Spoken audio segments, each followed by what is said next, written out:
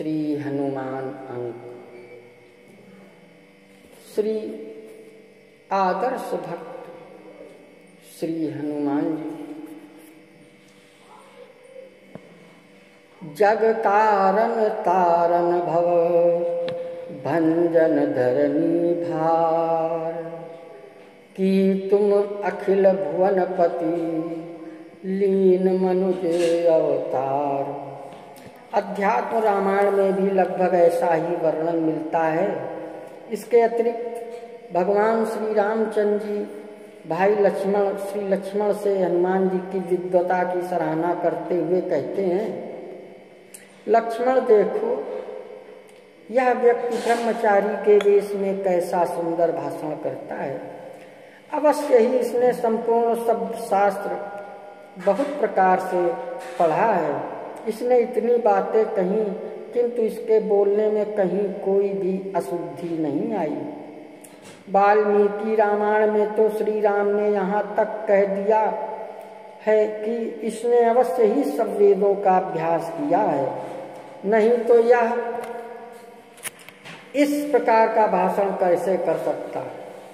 इसके सिवा और भी बहुत प्रकार से श्री हनुमान जी के वचनों की सराहना करते हुए वे अंत में कहते हैं कि जिस राजा के पास ऐसे बुद्धिमान दूत हों, उसके समस्त कार्य दूत की बातचीत से ही सिद्ध हो जाया करते हैं। श्री रामचरितमानस में आगे का वर्णन बड़ा ही प्रेम पूर्ण है। भगवान श्री रामचंद्र जी अपना समस्त परिचय देकर श्री हनुमान जी से पूछते हैं कि ब्राह्मण बतलाइए, आप कौन हैं।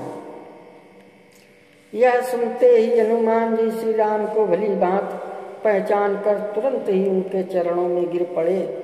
उनका शरीर पुलकित हो गया, मुख से बोला नहीं जाता। वे टकटकी लगाकर भगवान की रूप माधुरी और विचित्र वेश को निहारने लगे। कैसा अलौकिक प्रेम है कि फिर धैर्य धारण करके वे भगवान से कहते हैं, मोर न्याऊ मैं पूछा साईं, तुम पूछो कस नर की नाई। तब माया बस फिरऊं भुलाना, ताते मैं नहीं प्रभु पहचाना। एक मैं मंद मोह बस कुटिल हृदय अज्ञान, पुनि प्रभु मोहि विसार्यु दीन बंधु भगवान। जद विनाथ बहु अवगुण मोरे, सेवक प्रभु परै जनि भोरे। कितना प्रेम और दैन्य भाव है।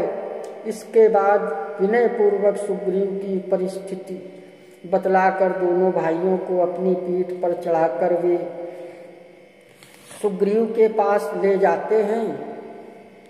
वहाँ दोनों ओर की सब बातें सुनाकर अग्निदेव के साक्षी में श्री राम और सुग्रीव की मित्रता करा देते हैं। बाली का वध करके भगवान श्री राम भाई लक्ष्मण के सहित प्रवर्षण पर्वत पर निवास कर वर्षा ऋतु का समय व्यतीत करते हैं।